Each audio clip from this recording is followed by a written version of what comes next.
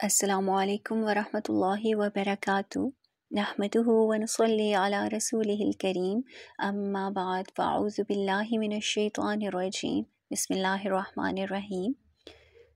الحمدللہ، اللہ تعالیٰ کی توفیق سے ہم فہم القرآن کا یہ نیا کورس شروع کر رہے ہیں، جس میں ہم مفتی مولانا محمد شفیع صاحب کی معرف القرآن کی تفسیر کو اختیار کریں گے اور عام فہم انداز میں، آسان انداز میں قرآن پاک کو سمجھنے کی کوشش کریں گے۔ سب سے پہلے تو ہمیں اس بات پہ اللہ تعالیٰ کا شکر گزار ہونا چاہیے کہ اللہ تعالیٰ نے ہمیں ان لوگوں میں شامل فرما دیا جو کہ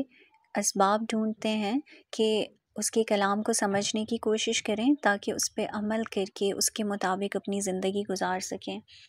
اللہ تعالیٰ نے ہمیں اپنی توفیق سے قرآن سیکھنے اور سکھانے والوں میں شامل فرما دیا، ایک اور نیکی کا دروازہ ہمارے لیے کھول دیا اور علم کے راستے ہمارے لیے آسان کر دیے، کیونکہ حدیث میں ہے کہ نبی کریم صلی اللہ علیہ وسلم نے فرمایا کہ اللہ تعالیٰ جس کے ساتھ بھلائی کا ارادہ فرماتے ہیں اسے دین کی سمجھ عطا فرما دیتے ہیں، یعنی دنیا کی باقی ساری نعمتیں جو ہیں وہ تو کفار و مشرکین کو بھی مل جاتی ہیں، سب انکار کرنے والے، نافرمانی کرنے والے لوگوں کو بھی مل جاتی ہیں، لیکن دین کی نعمت صرف اللہ تعالیٰ اپنے خاص محبوب بندوں کو ہی عطا فرماتے ہیں۔ اللہ تعالیٰ سے دعا ہے کہ اللہ تعالیٰ ہمیں استقامت کے ساتھ قرآن پاک کا ترجمہ اور تفسیر مکمل کرنے کی توفیق عطا فرمائیں اور اس کو ہمارے لیے آسان فرما دیں اور ہمیں دنیا کی سب مصروفیات سے اس کے لیے وقت نکالنے کی توفیق عطا فرمائیں۔ سورہ فاتحہ سے شروع کریں گے ہم انشاءاللہ۔ سورہ فاتحہ 1 رکوع، 7 آیات، 25 کلمات اور 123 حروف پر مشتمل سورت ہے،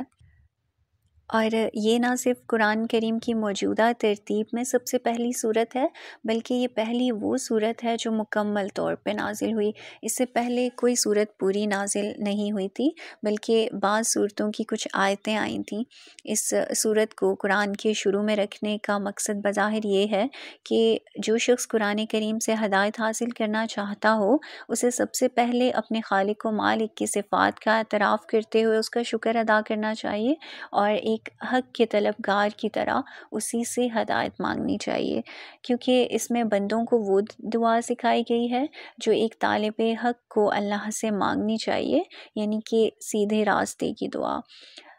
اس طرح اس صورت میں صراط مستقیم یا سیدھے راستے کی جو دعا مانگی گئی ہے، پورا قرآن اس کی تشریح ہے کہ وہ سیدھا راستہ کیا ہے۔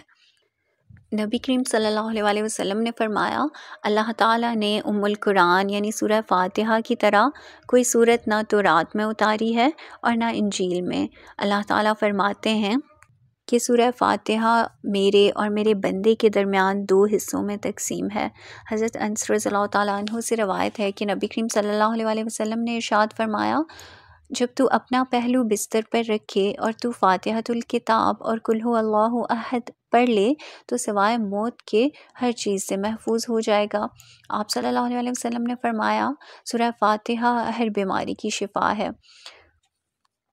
یہ صورت ایک حیثیت سے پورے قرآن بلکہ تمام آسمانی کتابوں کا متن اور خلاصہ ہے، اور سارا قرآن اس کی شرح ہے۔ وہ اس طرح کہ آسمانی کتابوں میں توحید، رسالت، قیامت، احکام اور واقعات